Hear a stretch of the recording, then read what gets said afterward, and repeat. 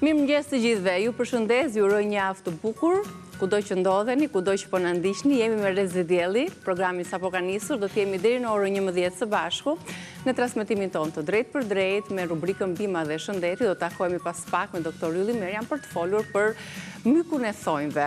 Në fakt do të bëjmë një analizë më të thellë se si është ndërtuar fillimisht thonjë dhe se si myku na sëmur thonjë dhe na jep shqetësime të dukshme, estetike, por edhe shëndetësore.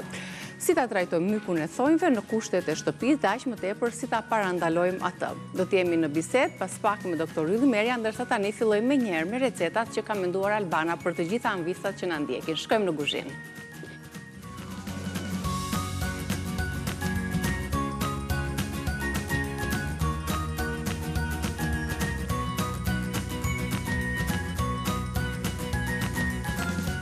Takohemi në kuzhinë me Albanën si gjithmonë, mirë se të gjeta. Mëngjes. Javë të mbarë. Ditë të mbarë.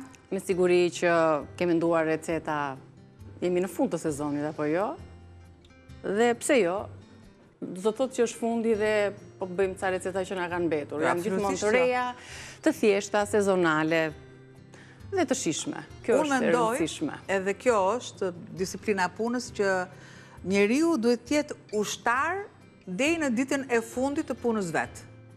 Absolutisht. Pra, mbaron sezoni normalisht që ushtari punës. Dhe ai ushtari gjithmonë është me armë. Dhe unë armët e mia çfarë janë recetat? Receta. Në cilën armë do të luftojmë sot? Sot i kam në fusha të ndryshme. Kam fush beteja të hapura, që do të bëj disa byreçka të vogla me miell misri dhe me miell gruri. Është një përzierje shumë e mirë, të jep një shije shumë perfekte. Me miell misri do pyesin anvisat. Te dora, tek. Ju është teknika me çfarë gote nis tek mielli ma të mbaroj.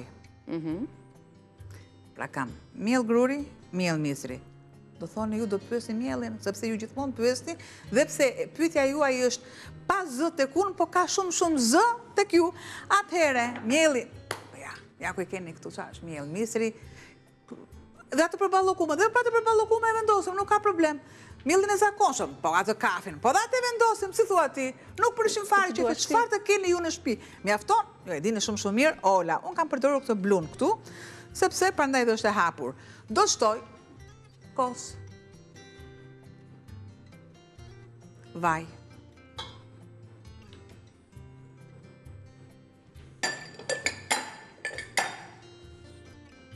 plurat e bardhë, krip, sod, plur pjekës, sod, plur pjekës. Do t'ja pra edhe sodën edhe plurin pjekës. I përzijej mirë, derisa të më krijohet një brum homogen.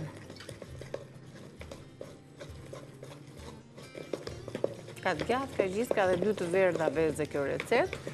Kështu që me miellin e Ola, me të dyja llojet, grurin edhe misrin, i bashkojmë bashk për ta byreçka të shpejta.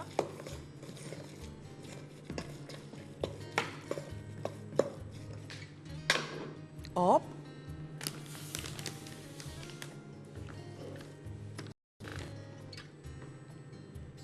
Plotësojmë edhe sasin që i duhet. Dhe derisa është e butë normalisht, e terezjus me lugë.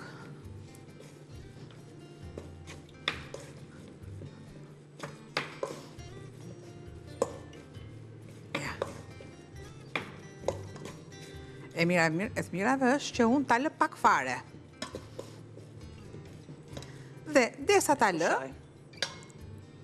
që nuk nguten, sigurisht përgatisim pjesën tjetër mbushcen. Ndërkohë bashkë i lexojmë përbërësit e recetës së byreçkave me miell misri, gruri, djath sigurisht, plur pjekës, sod, vaj ulliri, kos, vezë, një tufë koper që do t'japi një aromë të qetë, djathi duhet jetë i butë dhe krip për të rregulluar shijen. Përgatisim pra byreçka me djath. Në të njëjtën sasi do t'jetë edhe mielli i grurit, edhe mielli i misrit. Pra, nga një gotë për secilin. Tham e lëm paksa. Marë.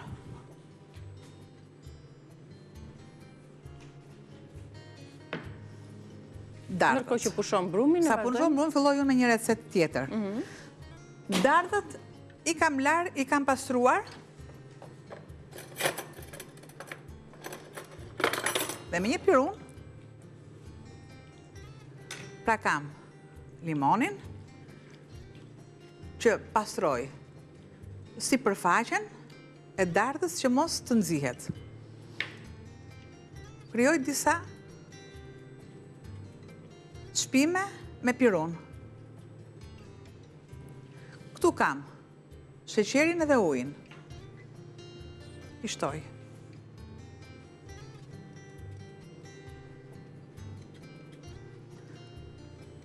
Pra, bishtin o pas ke lënë? Bishtin e kam lënë. Sepse prandaj thuhet dardha e ka bishtin brapa. Po. Dardha në ndardh bie. Shprehje të tjera me dardhën kemi? Dhe osa i ka ije. E ta shpoj një fije. O me bukurie. Kujdes se mos të bie. Dardha është e hanë, edhe normalisht muza nuk mungon. Mund të kemi dhe në një ndim nga regjia, kur ngecemi ne. Në thoni ndonjë varg të duhur, të bejtes. Kjo është me pjekur. Përveç se këtyre hiq këtë, bëj këtë plani, kështu plani atje, duam edhe vargje për bejtet. Do t'i zjejmë derisa ato të zbuten.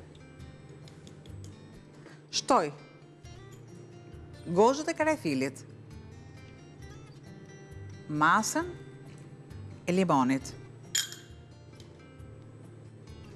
pakës vanilje dhe do t'a përzijej vazhdimisht, por jo që të prishen forma e dardhave.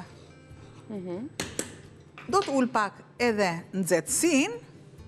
Këtu kam ujin që ishin dardhat.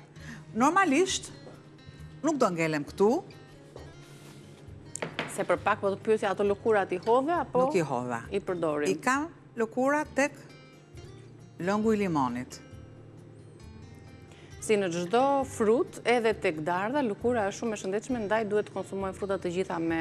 Ndonjëherë përbërësit më kryesor ndodhen të përqendruara tek lëkurat e tyre. Nesër, do kemi një recet me lëkurat e dardhave. Ndaj po i lëm aty që të mos prishen, në lëng limoni ato qëndrojnë të forta dhe të pa oksiduara, sepse nuk i lejon lëngu i limonit të oksidohen. Pra do t'i lëm të zjenë. Dhe kthehem sërisht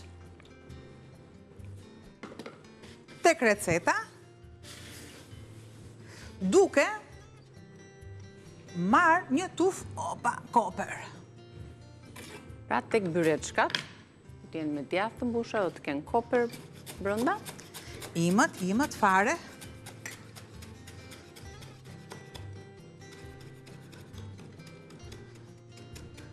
Edhe koperi ka cilësinë e vetë. Po, është gjithmonë një zgjedhje e duhur. Kemi koperin gjithë gjatë, kemi mesatarin, kemi edhe këtë të voglin fare.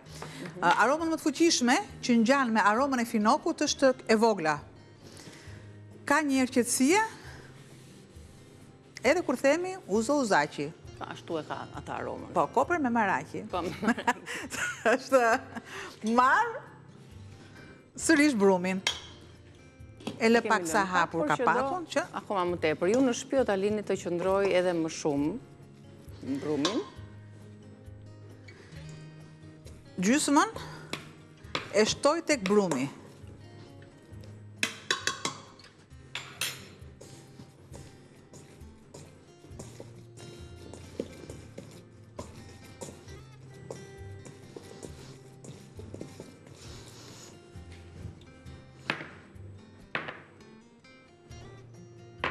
Ne do t'i skuqim, apo do t'i pjekim? Do t'i pjekim, gjë që unë kam vendosur furrën të parangrohet,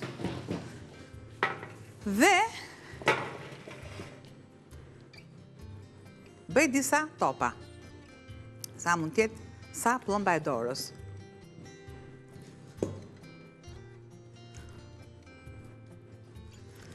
Paka shumë e syse,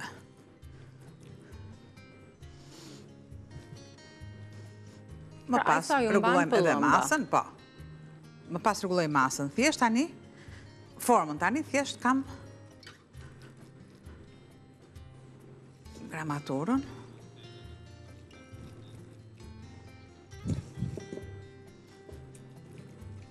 Ka dalë një brum i butë, jo në gjitës, normalisht sepse është gjitha i vaj, edhe s'ka se si, duke pasur, mos ngatroheni, kur vëni brumë thë është i butë dhe shto miell. I tillë duhet jetë. Sa na u bëni 6, 7, 8, 9. Për ato gotën mas që ju patë. Do më zë, kur ka mielin e misri, ka dhe sasin e yndyrës, nuk pretendojmë që të jetë një brum i fortë, do të jetë pak më i butë se sa brumi i zakonshëm i byreçkave që ne përgatisim.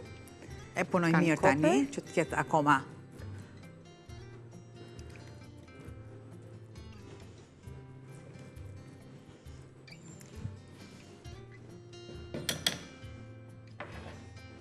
Djathë bardhë, çfarë do që të keni, nuk ka pse... Nuk shtoj krip, sepse është djathë i bardhë. Laj pak duart dhe... Një përzierje me koper, djathë të bardhë ose djathë të butë, mozzarella, dhe pak gjizë, tani për t'i mbushur, koperin e kem vendosur dhe tek brumi. Dhe i vendosim për t'u pjekur tani. Shtoj masën e djathit.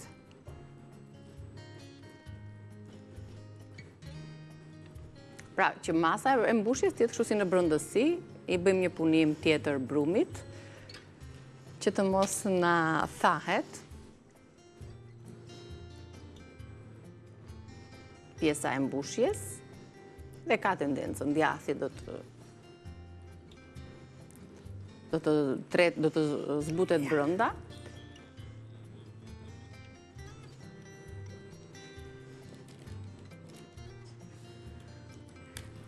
Vazhdojmë edhe me pjesën tjetër të byreçkave tona, ndërkohë ne do t'i përfundojmë, besoj gjatë shkëputjes tonë të parë, bëjmë një shkëputje të mesazhit promocional dhe vazhdojmë punën përsëri në kuzhinë me recetat tona. Erdhëm, vazhdojmë me mbushjen me pjesën tjetër të byreçkave, ishte një shkëputje shumë e shkurtër. Tani do t'ju bëj një përmbledhje tjetër të përbërësve. Kemi sjell një variant krejtësisht ndryshe të gatimit të byreçkave, që si kërkon asoklai janë shumë të thjeshta për t'u punuar, shpejt e shpejt bëhen, pjekja gjithashtu do kohën e duhur, saq do një byrek tjetër, por procesi është më i thjeshtë. Ja t'i jedhim një sy së bashku përbërësve të byreçkave me djathë, me miell misri dhe me miell gruri, e cila, pra këto përbërës do t'jenë në të njëjtën sasi, një gotë me miell misri, një gotë me miell gruri.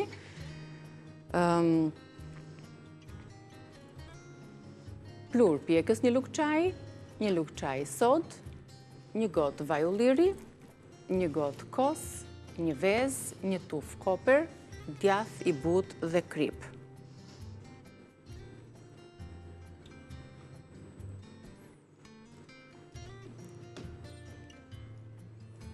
Dhe receta përfundoj këtu.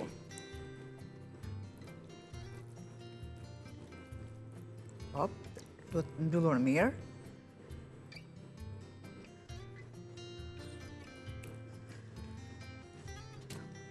Pra pavarësisht se kanë këtë butësinë, nuk rrezikojnë që ato të hapen gjatë pjekjes.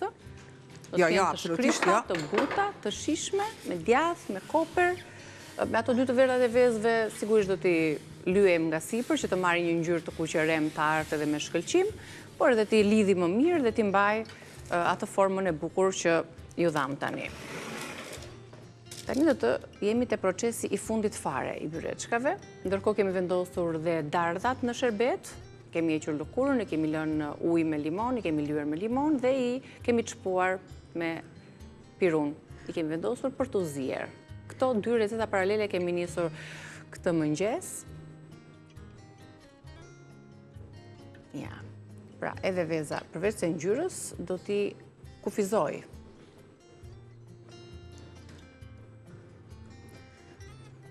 I lyej mirë, që si përfaqja të jetë e ngopur me të verdhën e vezës.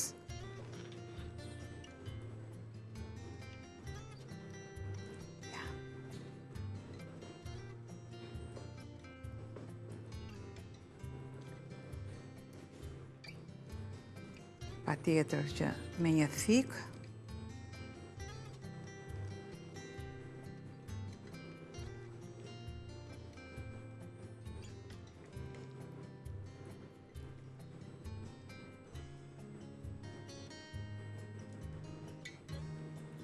shoku ka të pa lyera mirë.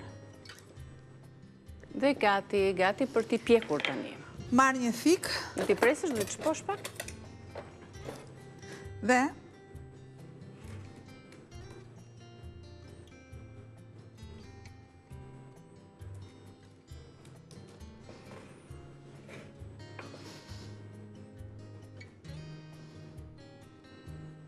Okej. Një prekje ty edhe për pjesën e pamjes përfundimtare që Byreçka do të marrin. Po të duam shem fara susami, në të kundërt nuk duam, në fur direkt. I pjekim, ndërkohë që piqen Byreçkat, zjejnë edhe dardhat, ne do t'ju prezentojmë dhe do t'ju tregojmë përbërësit e recetës tjetër. Kemi patatet, patlıxhanët të prerë në kubik. Gjellë do bëjmë? Po, por? Me perimet të stinës. Me patlıxhanët, të cilët patjetër do t'jenë në ujë për t'ju larguar shija e hidhur. Ja, marrim edhe pak frym. Ndërkohë, unë ju lexoj përbërësit e jahnis tonë, të gjellës, me patate dhe me patlıxhan. Patate jahni me patlıxhan, quhet receta, për të cilën ju duhet 4 patate mesatare, 4 patlıxhan të prerë në kubik, 2 thelpinj hudhër, gjysmë filxhani me vaj ulliri, 1 gjethe dafin, 1 lugje salcë domatesh, 1 majluge me sheqer, 1 majluge çaj, krip, piper i zi i freskët, i sapo bluar.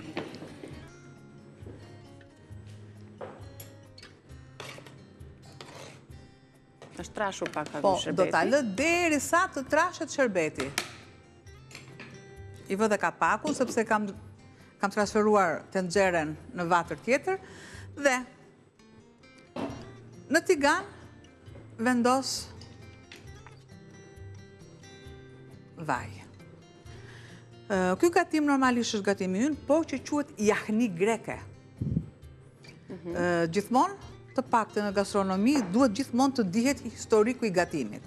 Si që kemi ne certifikatën tonë, emër mbi emër, normalisht duhet edhe në kuzhinë. Ku është sekreti? Nuk kam nevojë të them që sekreti është i vendosim në ujë, sepse tashmë e dini, edhe to nuk janë sekretet të kuzhinës, sepse i din gjitha anvisat. Sekret ose truk është diçka që është e pa dëgjuar nga anvisa, po. Në ujë që i kam shtuar, u kam vendosur krip.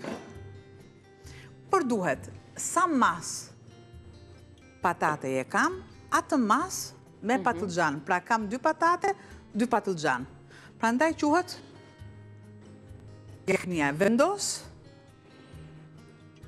në vaj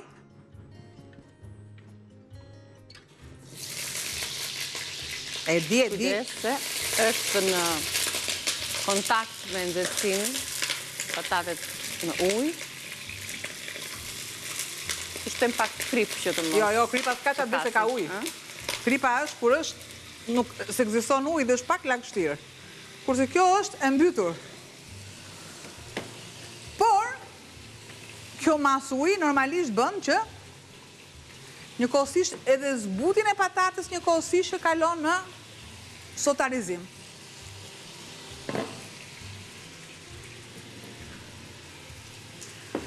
Përse vendosa për para patatet? Sepse nëse unë do kisha vendosur patlıxhanët e thithin për njëherë. Pra është sfungjer, perim në sfungjer që e përthith shumë mirë.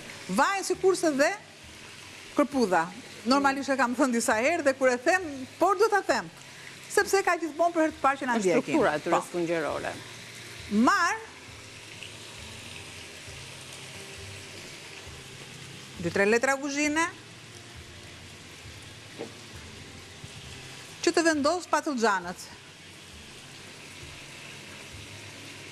Asnjë ujë nuk e largoj, sepse duhet për lulet. Po. Edhe patatet madje në një vend. Ja, të dyja bashkë. Ujin e patlıxhanëve, ujisim lulet.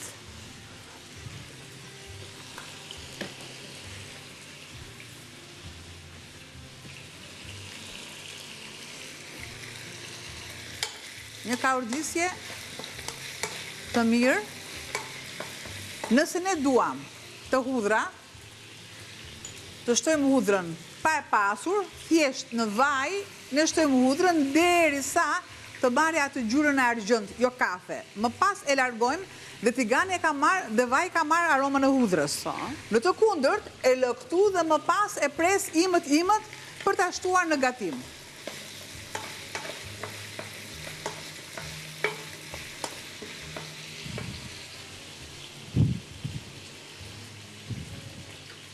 Tani është momenti të shtojmë. Do të shtoj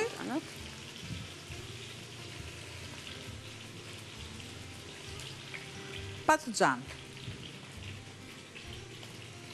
Është një gatim që nuk ka lëng, por është i thatë. Ka dy mënyra, ka mënyrën e qepës dhe jo. Pra kjo është pa qep. Është tip me zeje, po të thuash. Tani aty i duhet pak minuta, që t'i lëmë të zbuten të dyja perimet.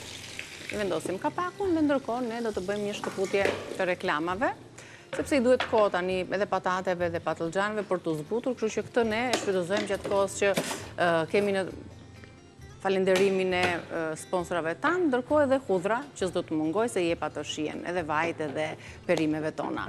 Rikthehemi pas reklamave, këtu do t'jemi në guzhim përsëri.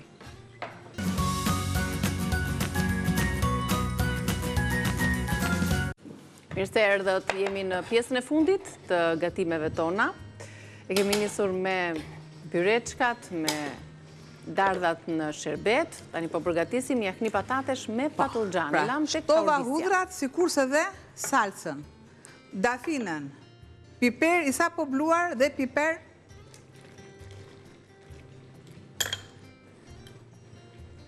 i bluar, sheqer, krip, një përzierje dhe follow me. Keq. Trashet salca prej patateve edhe patlıxhanët gjithashtu. Jo më kote thash follow me. Se byreçkat janë gati. Opa! Janë pjekur, të shkrifta, si biskota duken. Sepse atë shije Brenda kanë djathin, kanë gjizën, kanë koper, si për të lyera me të verdh vezësh. Me ja tani le ti shërbejmë në këtë formë. Në drast sigurisht që kullojnë edhe pak më mirë, kujdes janë të nxehta dhe sa.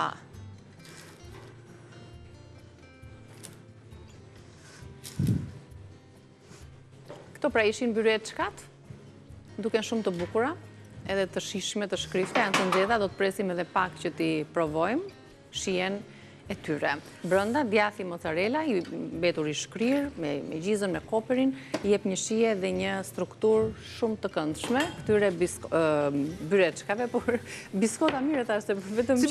Si biskotësh, mirë e këtë formën e kanë si të tillë. Jahnia, duhet të shohim nëse patatet janë të zbutura. Në fund i dhash atë penelin, shikoj, ja, shisi e shife, ja, kjo duhet, e gjithë pjesa, ja, nuk duhet të ngjitet të tigan. Sekreti, lëm këtë këtu, dhe mush pak fare ujë. Sa të bëhet gati, ne do kalojmë tek receta tjetër.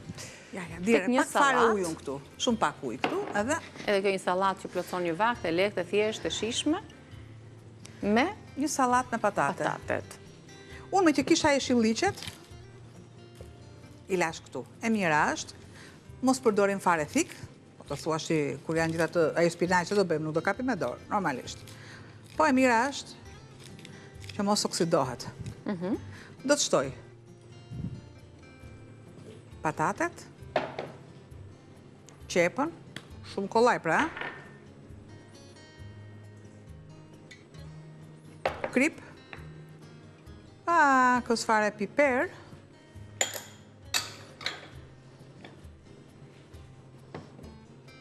dhe dresingun. Pak usull, vaj.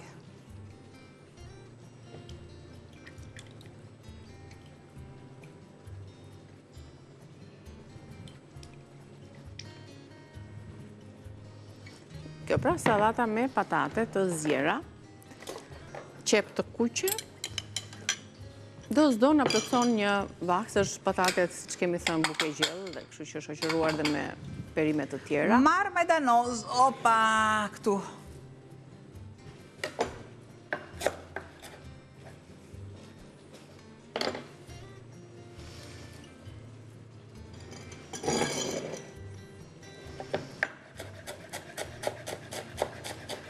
Majdanoz imët. Jo koper, por majdanoz. Më duhet për gatimin që kam.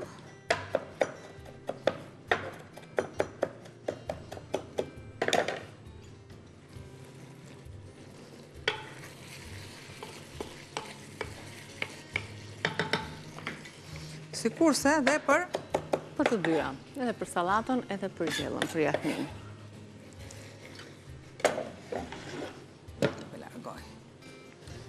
Pastrim të mbetjeve dhe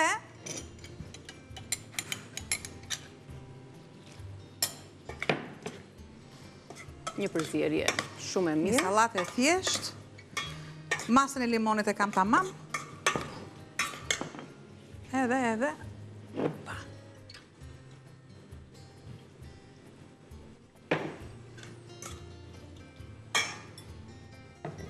gati për ta servirur. Kështu ishte salata me patate të zjera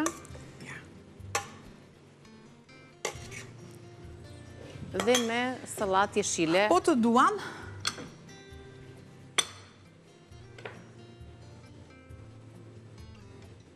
shumë pak djath,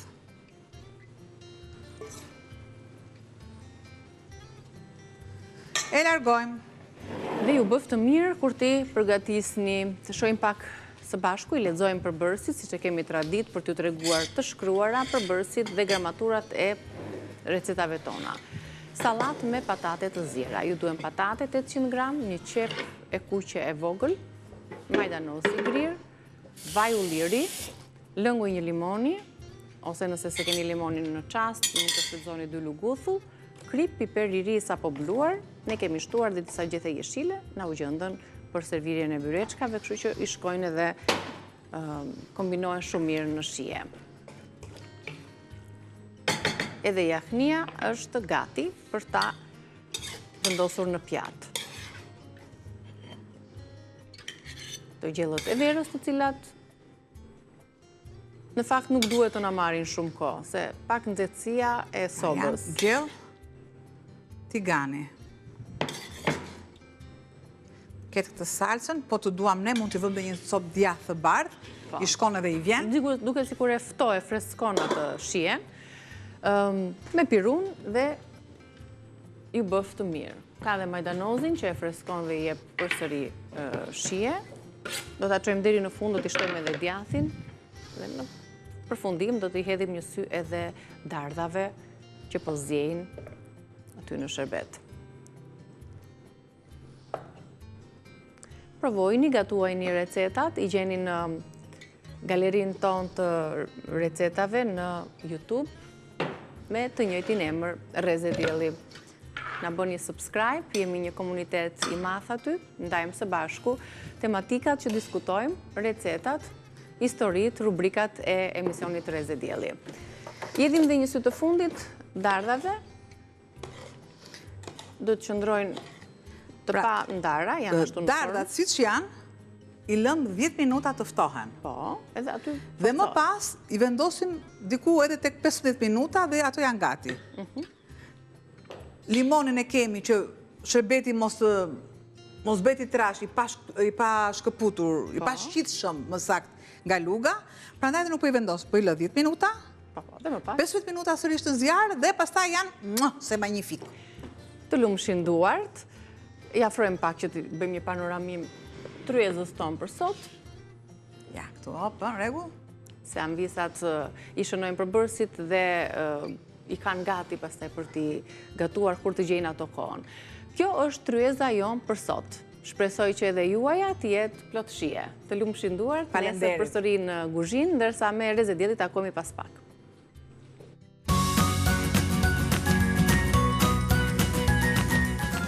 Mirë se erdhët në Bima dhe Shëndeti, sot do të flasim për mykun e thëve, si duket edhe në leduallin tonë, se si ai krijohet, jep shqetësime, sigurisht ka simptomat të caktuara, mirë është që ta parandalojmë që tek këto simptomat e para dhe më pas ta trajtojmë sigurisht me produktet bimore. Mirë se erdhët, doktor, kënaqësi që ju kemi në Reze Dielli. Përshëndetje, mirë se ju gjejmë, po kënaqësia është edhe jona të jem edhe unë mes këtij stafit tuaj, kaq energjik për punë.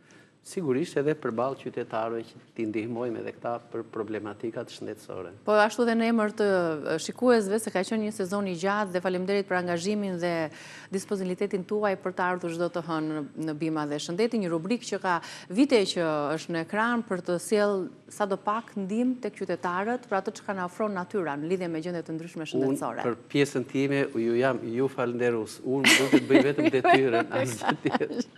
Faleminderit. Sa ju paguajnë, po jo. Jo gjithçka paguhet, i the. Mos na nxirr gjitha, doktor, tani. Do të flasim edhe për një zhvillim të fundit nga produktet merja, duke patur parasysh që jo vetëm brenda Shqipërisë, por edhe në Kosovë, shumë pika janë hapur me kërkesë të qytetarëve për t'i patur sa më pranë produktet tuaja, por kemi një material që ta prezantojmë pak më vonë, ndërsa tema që kemi zgjedhur të flasim është myku i thonjve, kryesisht edhe tek moshat e mëdhaja që ai thoj trashet, kryen ato shtresa, është pak më vështirë për ta luftuar, por edhe në çdo moshë kemi ato shqetësimet, tani në vap, në atletet e mbyllura, krijohet ai myku. Si krijohet, a është i rrezikshëm edhe si ta parandalojmë është pyetja. Më mirë është që ne t'ju japim njohuri qytetarëve, kur është momenti që të marrim masa për mbrojtjen e shëndetit të thonjve. Po. Që do të thotë, nëse ne kemi tendencën e një kruarje të midis gishtave, të hapësirave, midis gishtave të këmbës. Nëse kjo kruarje tenton që të na shkojë pra drejt pjesës së sipërme të pllakës së thojit ose në anësore të saj, është momenti që neve të tregohemi të kujdesshëm, të bëjmë jo vetëm një larje të këmbëve, thjesht, por të fillojmë të luftojmë, të prishim ato kërpudha dermatofage që janë të zhvilluar në sipërfaqe të dermës të lëkurës ose midis lëkurës dhe thojit. Ne e kemi të interpretuar të figura dhe ti trajtojmë ose ti bëjmë qytetarët shumë të ndërgjegjshëm, edhe si është i ndërtuar thoj, edhe si shfaqet, pra si zhvillohet kjo, pra ose nga onychomycosis, ose Candida albicans, një myk lëkure që bren, si thuash, edhe këtë pjesën e thojit. Pra, po ta shikojmë, pllaka e thojit në vetvete nuk është asgjë tjetër veç se është një keratin e fortë, pra një përmbajtje proteinike, po shumë e forta, e cila, po ta shikojmë kështu, ajo është e ndërtuar nga 3 shtresa. Shtresa e sipërme, ose ta tregojmë tek figura, pra pllaka e thojit ka 3 shtresa. Në pjesën e sipërme është pjesa që është e forta, është më e forta, është e shndritshme, i jep edhe atë lëmushmërinë thojit, dhe kjo është pjesa që ndodhet këtu. Pra në pjesën e sipërme të pllakës së thojit. Është shtrati i thojit, pra që është pjesa ndëntë. Pra, ndën të pjesën e sipërme të saj, ndodhet kjo pjesa këtu e mesit. Atëhere, po të vëmë re tashin, kjo lidhet në pjesën e poshtme me bazën e thojit, që kjo pjesa këtu. Ja, këtu. baza e thojit është plot me enë gjaku, ka atë veçorin që i jep thojit ngjyrën karakteristike të tij. Ka enë gjaku. Ka enë gjaku në brendësi dhe është shumë e lidhur me pllakën e thojit. Pra ja, le ta shikojmë këtu. Kjo ka ngjyrën tipike të një qarkullimi të lehtë të gjakut arterial dhe do të vëmë re tashin që çfarë ka filluar këtu të shfaqet. Rreth e përqark. Rreth e përqark. Pra është kjo hiponikumi ose është një cipe hollë lëkure e cila mbulon, si thua, ose lidh pllakën e thojit me pjesën e sipërme të lëkurës. Kemi vënë re tek njerëz që kanë dobësi, anemi e kështu, u dalin ca fije të holla dhe kur i heqim na gjakosen. Kjo tregon që hiponikumi, kjo pjesa e sipërme, kjo që mbulon, si thuash, lëkurën, që e lidh lëkurën me thojin, në këtë pjesën e matriksit, këtu që po ti shikojmë, thonjë këtu. Ka një gjysmë hënë e formë. Ka një si gjysmë hënë, një laluna, gjysmë hënë që duket si e bardhë. Ajo është baza ose qendra, ose le ta themi në kuptim figurativ, fabrika ku prodhohen keratinat, ato qelizat e reja të thojit. Dhe mandej, këto përparojnë në drejtimin nga baza drejt periferisë, dhe këtu ne bëjmë prerjen e thojit në mënyrë të vazhdueshme, po thuaj se një herë në javë. Atëre, midis pllakës së thojit, bazamentit të tij, matriksit, shiko tash, kemi këtë lunula, është... Ajo gjysmë hëna që përmendëm? Jo, matriksi, gjysmë hëna është kjo këtu, ajo e bardha. Por tash, shiko, lunula është kjo pjesa këtu si mishtake, po shumë e butë që barazon, si thuash, lëkurën, me shtresën e thojit, te pjesa e matriksit. Dhe mbi të pastaj vjen kjo hiponikumi, është një cip shumë e holla që dhe kur e heqim neve, atëherë duket kjo lunula aty ndën të. Ne i tregojmë këto pjesë që të kuptojmë. Si është i ndërtuar fillimisht? Pra, si është i ndërtuar? Këtu kemi një pamje në kjo prerje. Kjo keratina, nga kush dëmtohet? Kjo gryhet vetëm nga sporet e mykut, ose onikomikoza, ose Candida albicans. Të treja këto në cilën pjesë fillojnë të gryhen? Pra kush është e para, si që thatë? Mundësia me parë. Shikojmë tashi, këto spore kërpudhash, ose do të vendosen në pjesën e ansore të thojit. Anash fillimisht. Anash, ose fillojnë të më kapin këtë edhe pjesën ansore, po njëkohësisht dhe pjesën ballore të tij, aty ku ne presim në mënyrë të vazhdueshme. Aty ku ne presim, nëse ne konstatojmë që kemi fije, pra jo plak të rregullt, por ka filluar gryerja e tij, është momenti që ne të kuptojmë që shiko, tek thoji po më zhvillohet një lloj myku. Pavarësisht se kush është njëri apo është tjetër. Po është një lloj kërpudhe që po ma gryen. E kemi shumë në dorë situatën, pra ne më mirë të luftojmë një myk të thojit kështu, se sa të kemi arritur në atë fazën aty. Ajo një nga më të vështirë, se ka akoma dhe më të... Ka edhe më keq. Ka edhe më keq, po. Po çfarë do të ndodhi më tej? Atëherë, nëse ne do të tregojemi të pakujdesshëm, problematika që do të zhvillohet do të jetë baza e thojit dhe kjo shtresa e brendshme e thojit. Pra, neve si thuash, do vëmë re që këtu, në këtë pjesën këtu, në pjesën ballore, këtu para, do filloj jo vetëm gryerja e thojit këtu, por këto kërpudhat do fillojnë të shtohen dhe mandej myku do filloj. Të përhapet në të gjithë atë sipërfaqe. Jo vetëm që do përhapet, po do më ndaj, si të thuash, shtresën e thojit, pra këtë pllakën e sipërme, nga bazamenti. Dhe kur të hapet, këtu ndën të, pra poshtë thojit, do të na zhvillohen mbetje. Pra ne thamë që ajo kërpudha ushqehet, do të marri ushqim nga keratina e flokut, po ato kërpudha do t'ja shqisin, ato mbeten këtu brenda.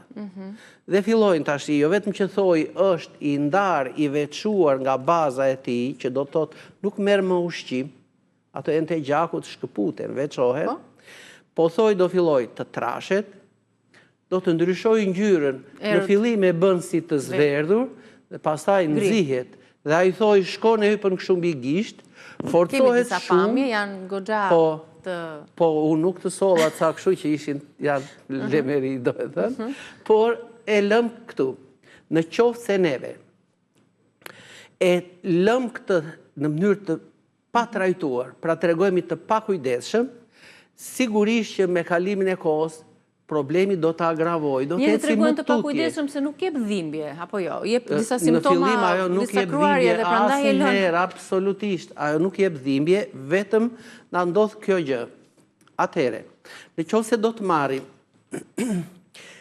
momentin kur veçohet pllaka e thoj, po nga baza që ushqehet, dhe aty do prishet kjo keratina, aty do prodhojnë ato kërpudha, do prodhojnë enzimat e tyre, pra këto mbetjet do fillojnë që të na japin derisa e rrëzojnë pastaj thojnë fare doktor? Po patjetër, pra ai mund të filloj nga anët, dhe këtu është prerë, ja, kjo është një gjendje shumë e rëndë ndoshta. Kjo është veçuar plotësisht thoj, është nxirr, dhe ne do të themi tashin që ka plot ka dhe më keq se ka që kuptoj se nuk i shohim dot. Për shemb nuk i pret më presja. Janë shumë të forta, po. Janë shumë të forta. Këto lloj thonjsh që janë të fortë, ne duhet ju themi njerëzve, është rigoni, ai që e gryen këtë plak thoj të trashur, rigoni e zbut, e gryen dhe mund të pritet lehtë. Pra, mund t'i shtojmë atë propolisin me rigon, ky është, pra, me vaj rigoni, nga 1-2 pika në ditë. Vaj rigoni direkt e ka i thoj i trashur aty. Pra, doli u veçua thoj nga mishi, nga bazamenti aty. Doktor, po tani kjo kërpudha, ndodhe vetëm në tha, po është dhe brënda në trup, se ndoshta duhet të shërohet dhe nga brënda individi, derisa del aty, apo? Të dyja këto lloj kërpudhash janë sipërfaqësore. Janë sipërfaqësore, nuk është se personi e ka dhe në trup brenda dhe jep këto. Mundet që personi të marrë diçka për të pirë, thjesht vetëm të rrisi rezistencën. Sepse këto lloj sëmundjesh zhvillohen edhe kur njerëzve ju ulet rezistenca, dhe kryesisht tek moshat e vjetëruara. Ata janë lodhur nga jeta, që mund ta themi në kuptimin figurativ se njeriu duhet të lodhet asnjëherë, me gjimnastik, me ushtrime, po kanë punuar, po nuk i tregojnë kujdes në fillim. Dhe kjo shtohet, shumohet si kërpudhë. Atëhere, në këto momente, ata duhet përdorin mbi këtë shtresën e sipërme të thojt, mbi atë pllakën, nga 1 ose 2 pika vaj rigoni, dhe të mundojnë të afusin nga brënda në atë si streh që është krijuar. Që është si bosh, që s'ka se enës gjë është. Dhe të pastrojmë her pas here këtë bazën e thojt. Menojnë diçka të hollë, për shembull. Një pyetje kam, kur ne pastrojmë, kur prekim këto mjetet, më pas këto duhet të sterilizohen nga përshtypjen për shkak se mund të jenë ngjitse, faktor për të infektuar dhe pjesëtarët e tjerë. Po të bëj prap një krahasim vulgar. E marr thojnë e bëj me i boj të kuqe. Po. Pres përdor këtu gërshërën për të prerë, prefsen e thojnë dhe kështu. Nëse këto kanë marrë ngjyrë të kuqe, e bëj me buzkuq. Po u lyen këto, dhe kështu do nënkuptojmë që sporet e kërpudhave kalojnë tek mjetet. Kështu kalojnë tek mjetet. Nëse ne marrim për shembull të presim thonjt me atë prerse të palar, ajo e kuqa do më ngelet këtu. Gjë që ndodh edhe me sporet. Nënkupton sporet e kërpudhës. Pra janë ngjitse për familjarët. Pra ato kërpudha tashin neve i kalojmë nga një këmbë e një njeriu në këmbën e një njeriu tjetër. Dhe kjo tashin, pra këto që neve mund t'i kalojmë edhe me një prefse ose me një gërshër, që e ka përdorur njëri dhe ai nuk e ka larë atë prefsen, po edhe përdoruesi dytë nuk e lau. Larja mirë është të bëhet me? Mirë është të bëhet me sodë, që është gryse ose me uthull. Me uthull, qartë. Atëhere, po që se ne të regojmë kujdes që këto i veçojmë, i heqim, nuk përparon më smundja. Po, pra du ta kapim që në këtë fazë. Kjo është fitoria, po pa tjetër. Ta kapim që në momenti që kemi ndonjë kruarje, ndonjë djersitje dhe kryesisht si erë të pakëndshme të këmbëve. Ky është momenti i parë që neve i luftojmë, i vrasim shumë herë më lehtë. Po nëse ne veshim këpucët, shapkat, apo çorapet të personit i cili ka këtë mykun? Po ne le të themi nga mund ta marrim ose çfarë do myku që të zhvillohet. Faktorët që zhvillojnë. Ai rigoni që të zhvillohet dhe në gur, do diell, do dhe ujë. Edhe pak tokë le të ketë e gjën ai atë mënyrën e vet të ushqimit. Po kërpudhat, nga se do të ushqehen? Shiko tashin, njëherë që të na zhvillohet myku, duhet na ekzistojnë 3 kritere të para. Po. Pra, në qoftë se sporet kanë ardhur këtu në sipërfaqe, ato duan errësirë, që tek këpuca është këpuca mbyllur me lagështirë gjithashtu. Do lagështirë. Djersa është një teren ushqyes shumë i mirë për këto sporet, për këto kërpudha që të mbinë. Do, pra, tham errësirën, tham lagështirën, po do edhe temperaturë të ngrohtë. Për shembull, ecja zbathur në det, në rër, temperatura patjetër mbi 10 gradë, që te gishtat e këmbës është pa diskutim, është edhe mbi 20. Por ka njerëz që nuk mbajnë këpucë, po eci në përpishina zbathur. A i kanë ata këmbët të zbathura, po a janë kontakt me ujnë, me kështu. Kështu që prapa aty lagështira është. Por mund të eci zbathur ai në një tapet, do të vemi tek prepsja e palar, po ka edhe tapete cilët ecin njerëzit, pra zhvilluar një aktivitet, ndoshta edhe zbathur, ndoshta edhe me shapka kështu. Dhe njerëzit që kanë patur kështu spore, myqe në për thonjë, ato i lën ato gjurmë të tyre këtu. Kur vetë ai punojësi që rri zbathur, ky mund t'i marrë shumë lehtë ato dhe i ngjit tek thonjtë e tij. Ja, edhe kjo është një mënyrë tjetër që ky individ i ri u infektua me këtë lloj kërpudhe. Pra, gjithë këto janë faktorët që na nxisin rritjen dhe zhvillimin e mykut të thonjve. Për të kaluar tani tek kurat, se si do ta trajtojmë, aq më tepër në fazat e para, aq më tepër edhe kur fazat janë më të agravuara, sigurisht që do një periudhë kohe pak më të gjatë për ta trajtuar zhdukur mykun, por më përpara kalojmë në publicitet dhe kur të rikthehemi flasim për trajtimin e mykut.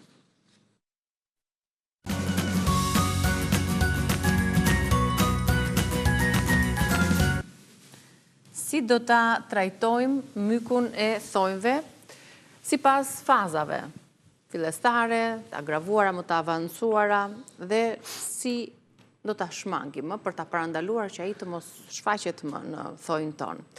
Në fazat e para, doktor, hapi i parë që duhet të ndjekim. Kur e shohim që ka filluar të ndahen ato stresat. Sa ta shikojmë që ne kemi kruarje të gishtave, midis gishtave të këmbëve ose edhe të duarve, po më së shumti janë këmbët ato që preken, atëherë është momenti që ne të fillojmë trajtimin e tij, mbrojtje do. Dhe është në një mbrojtje në fazën fillestare. Atëherë çfarë mund të bëjmë?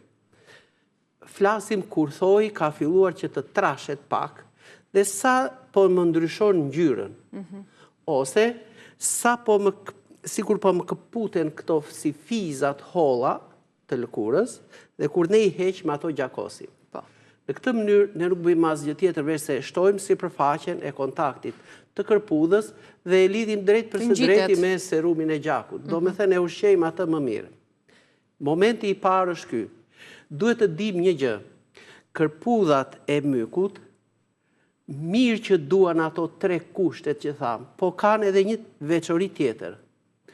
Në mjedis acid, pra në një pH 3, 4, 4.5, këto rriten shumë shpejt. Po kështu edhe në një mjedis bazik, pH-i mbi, le të themi, mbi 7.5. Edhe 7-a e ushqen, po kush është ajo e mesmja e artë, le të themi.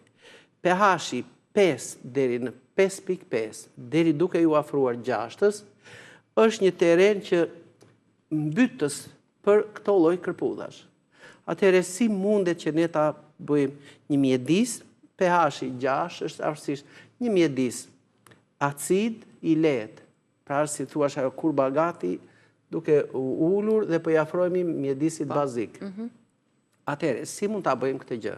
Për shembull, le të marrim pra tham, rigoni dhe trumza, po rigoni përmban edhe timol edhe karvakrol. Por do të dim këtë gjë, që karvakroli është shumë gryes për kërpudhën. E shkatëron atë e copton, por mund të marrim edhe borzilok.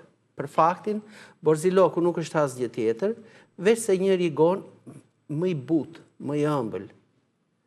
Kush të doj, le ta provoj këtë gjë. Atëhere, pregatisim këtë çaj me rigoni dhe pak borzilok, ose rigoni dhe pak trumës.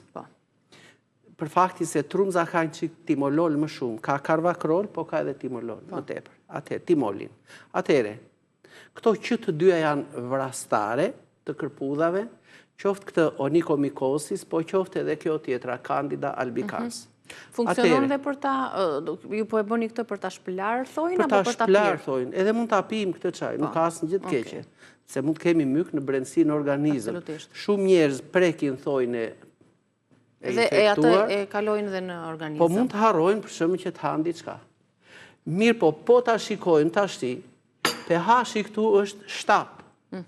Unë nëse do ta laj me këtë drejt për së drejti, atëherë është një punë që unë edhe do heq kërpudha, po edhe ato që do mbeten, se janë të ngjitura këmbët e këtyre kërpudhave, janë të ngjitura këtu. Atëherë ato që mbeten lulëzojnë shumë lirshëm. Po përmendëm që duhet ta bëj mjedisin pa kacid, pra le të themi te një mjedis poshtë 6-ës, edhe mbi 5, mbi 5.5. Atëherë, në përgjithësi, këtu neve hedhim afërsisht një lugë gjelle deri në një lugë e gjysmë. Me uthull. Me uthull molle. Atëherë, këtu do të vëmë re një gjë, pra aroma e saj filloj që të hapet lehtësisht. Nëse duam, mund të shtojmë edhe pak krip të zezë. Po të vëmë re pH-i tashin këtu, i afrohet 6-ës. Atëherë, është mrekullisht i mirë edhe për të hequr këto kërpudhat, por njëkohësisht mjedisi që do më mbetet aty është mbytës. Nuk zhvillohen lehtësisht kërpudhat. Do të zhvillohen shumë avash. Mirë po, unë duke e larë 2 herë në ditë këmbën me këtë çaj e lehtë. Thjesht e shpëlojmë apo e mbajmë të zhytur në të? Në një enë, po nëse gjithë duam pjesën ta mbajmë, po prap neve në fund do t'ja bëjmë atë shplarjen. Që të heqim spore, kërpudhash, copa, trupash të kërpudhave që ne do t'i coptojmë aty. Pra bëhet pastrimi. Tham do hedhim edhe pak krip në mënyrë që ai klori të jetë pak gryes edhe kya. Klori i kripës, NaCl-ja. Atëherë, unë e pastroj lehtësisht pjesën e infektuar. Kur mbarova me këtë, bëj edhe një shplarje të gjithë shputës së këmbës, po lehtësisht, përqendrimi i vëmendjes duhet jetë këtu. Mbasi e kemi bërë këtë gjë, atëherë, marrim tashmë dhe do të hedhim propolisin me rigon. Do të hedhim 2-3 pika, 4 pika, por të vëmë re që aty ku është kjo si maj shtesëzimit të thojt... A do të ngjyroset që nga propolisi, po s'ka problem. Po, nuk më prish punë. Atëherë unë çfarë duhet? Të realizoj që midis bazës së thojt dhe pllakës, ku ka filluar pak kjo të ngrihet, të më vej propolisi dhe ky është mbytës dhe shkatullues, pa diskutim. Atëherë e lëm të thahet 2-3 minuta, i hedh prapë edhe 2-3 pika të tjera, që të kap komplet këtë pjesën e zbardhur të fundit të thojt, këtë matriksin, po njëkohësisht më futet edhe midis pllakës së thojt edhe shtresës, bazamentit të tija, që kjo të më dezinfektoj. Pra propolisi duhet të jetë me rigon, një propolisi thjesht, sepse duhet të ketë rigonin si përbërës kryesor. Po, atëherë. Kjo është e përditshme, pra shpëlarja pastaj me propolis. Shpëlarja me ujë me rigon? Mbasi është tharë propolisi, vendosim kremin antimikotik. Atëherë, lyhet mirë thoi, futim tek kjo hapësira dhe do të vëmë re që kjo mbështjellja që neve i kemi bërë thojt. Kjo mbështjellja që neve po i kalojmë këte nga gishti, plus duke lyer edhe thonjt e tjerë dhe gishtat e tjerë, se ka patë raste që nga ky janë infektuar thonjt e tjerë, pra kufizojmë, si thua shivëm një kufi mbrojtës për gishtat e tjerë dhe për thonjt e tjerë. Qartë. Dhe këte bën kremi më së miri. E mbështjellin pastaj me diçka, apo thjesht të ta lyejmë, që ta lëmë të vishën, çorapet edhe kaq. Okej. ai kremi depërton shumë lehtë. Në qoftë se nuk do ta duam për shembull kremin, le të themi antimikotik, se mi yndyros pak këto thonë. Ai kremi me rigon përsëri e bën këtë gjë dhe ky depërton më lehtë, ka dhe ujë, vullon ai ujë dhe mbeten ato përbërësit aktiv në sipërfaqen e thojit. Që të dy këta janë të testuar klinikisht. Funksionon, doktor, metoda për ato thonjt shumë të agravuar në myk, në ato shtresën e trash që kryesisht e shohim të grupet e moshuara? Patjetër, po, vetëm ne duhet të bëjmë këtë gjë. Aty ku është ngritur nga brenda, ti hedhim ato pikat e... Jo, vetëm ti hedhim pikat, po të heqim ato mbetjet enzimatike që unë thash, pra kërpudha prodhon mbetje. Atëre, këto duhet pastrohen në mënyrë që ai preparati që ne do të vendosim, që është natyral, nuk diskutohet, të shkoj aty ku është pjesa ku po më rigjenerohet baza e thojit dhe ku më vinë ato qelizat e reja nga matriksi, nga burimi i prodhimit të qelizave të reja të thojit, në mënyrë që të më mbyllet kjo. Mandej, ne do të vemi në një veçori tjetër, pra mbas kësaj, mbasi ne përdorëm 2-3 javë këtë gjë, do të vemi tek ai thoj që është i zbutur i lehtë dhe nga i fort që me zi pritej, atë mund të apërkullësh kështu lehtë, shumë thyhet. Po ndërkohë e pre dhe largon që të rigjenerohet të dalin një thoj i ri. Atëhere, kur kemi një thua të ri, të brisht, ne nxorëm në figura aty, që janë si fije kështu, që ato do të hiqen me lime kështu, po duhet të tregojmë kujdes për trashje dhe për forcimin e keratinës së thojit. Atëhere, kush na ndihmon më shumë? Pra në rastin kur ne duam ta gryjmë, ta dobësojmë strukturën e thojit, përdorim vajin e rigonit. Në rastin kur duam që ne ta trashim thojin, ta shëndoshim, po të shëndoshim këto qelizat e shëndetshme, atëhere këtë keratinën, pa myk, përdorim vajin e mentes, është ndër më të mirat, që fillon që të krijojë një terren të përshtatshëm për të prodhuar qelizat e reja të mykut dhe struktura e tij të jetë e fortë. Do me thënë, ne të mos kemi një cip të hollë të thojit, të brisht edhe të kuqurrent, por ajo keratina të jetë e trash, e plot, e mirë. Atëhere, në rastin e dytë, ajo që na jep më shumë rezultat është vaj mentes dhe shplarja me mente, por njëkohësisht edhe me borzilokun. Po janë bim që ne i gjejmë lehtësisht në mos të periudhë të freskëta dhe i trajtojmë. Duam, thash, që të rregullojmë gjithashtu edhe pH-in. Atëhere, këtë pH-in shumë mirë ne e rregullojmë thjesht vetëm duke i shtuar pak uthull të mollës. Në këtë mënyrë, këto çajrat mund të vlojnë deri në 2-3 minuta, i përdorim shumë mirë për trajtime sipërfaqësore nga jashtë. Ja, mund ta hedhim edhe këtë uthullën. E përdorim shumë mirë për shplarjen e thojit nga jashtë dhe mbasi thahet kjo, atëhere neve ne vendosim 1-2 pika vaj të mentes dhe mbi të përsëri kremin antimikotik. Çfarë ndodh nëse hedhim direkt uthullën aty tek? Është një mjedis shumë acid dhe ndoshta e... Po pra pH-i është shumë është acid, është gryes, shumë mirë, më bën shumë mirë se gryen, pastron, i shplan shumë shpejt ato, por duke qenë më pak se 5 pH-i, atëhere krijon një terren ushqyes për ato kërpudha që mbeten aty. Dhe ato derisa t'i vijë radha e trajtimit mbas 12 orësh të tjera, atëhere fuqia e kësaj është dobësuar në të vërtetë, por kërpudhat e mykut aty shumëzohen shumë shpejt. Qartë. Mirë, besoj se i dham mjaftueshëm informacione që duhem për personat të cilët vuajnë nga myku i thojmëve dhe që kanë këtë problematik të vazhdueshme. Mirë është që në fazat e para, siç e tham, që tek ato indicjet të fillojmë t'i përdorim në mënyrë që të mos arrijmë tek ajo shtresa e trash, e fortë dhe pa bindur, duhet thënë. Nëse këto nuk trajtohen, sjellin ndonjë problem bumerang të shëndetit? Po sigurisht, pra ato mbetjet do më infektojnë gishtin e këmbës.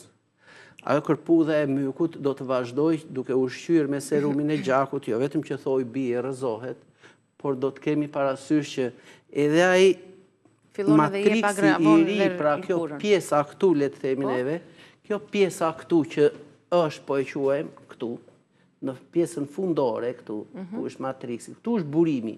Fabrika që prodhon qelizat e reja të thoj dhe që preparojnë. Atëhere, poshtë kjo infektuar, edhe kjo infektohet. Pasi këtu qelizat e kanë atë sporin e kërpudhës, kështu që myku përsëri do të dali i çrregullt në formë, se është infektuar matriksi, burimi, dhe do të dali jo vetëm i çrregullt, do dali shumë i fortë dhe i ngritur, i shkëputur nga baza e thojit. Qartë.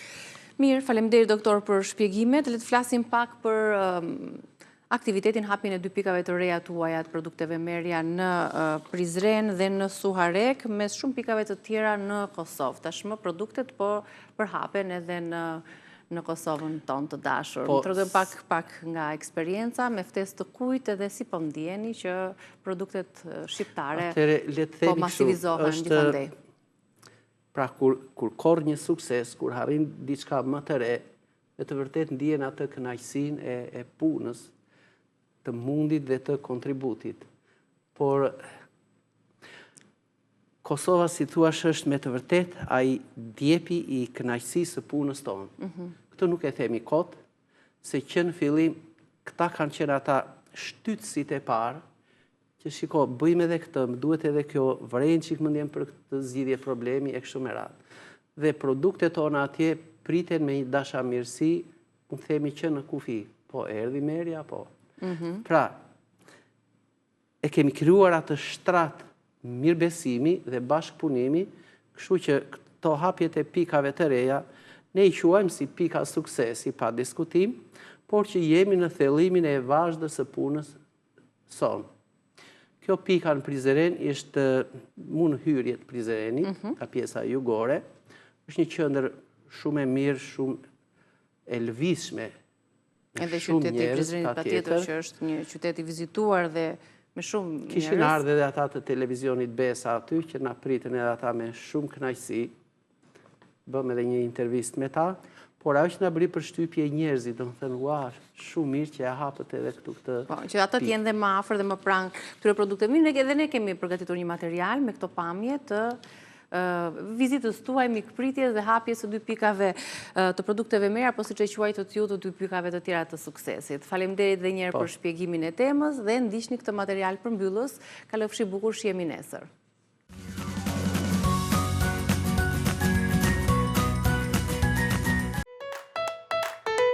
Produktet Merja tashmë do të jenë në Prizren me një pikë të re, por edhe në Suharek. Specialisti i bimëve mjekësore Ylli Merja i pranishëm në inaugurimin e kësaj shtëpize, ashtu siç ai e cilësoi, tha se këtu qytetarët do të vazhdojnë të gjejnë bimë që rigjenerojnë organizmin dhe rikthejnë harmoninë.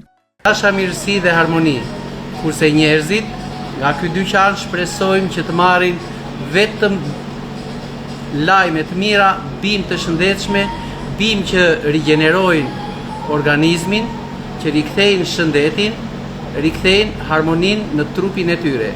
Dhe mandej ne, mbas gjithë këtij shërbimi, le të marrim buzëqeshjet e tyre, qoftë edhe pse mund të jemi në distancë. Qoftë kjo një shtëpizë e ngrohtë e çajrave dhe bimëve mjekësore Merja në Prizren. Merja bisedoi dhe ndau konsulta falas me 10 qytetarë, duke i këshilluar ata në lidhje me produktet bio.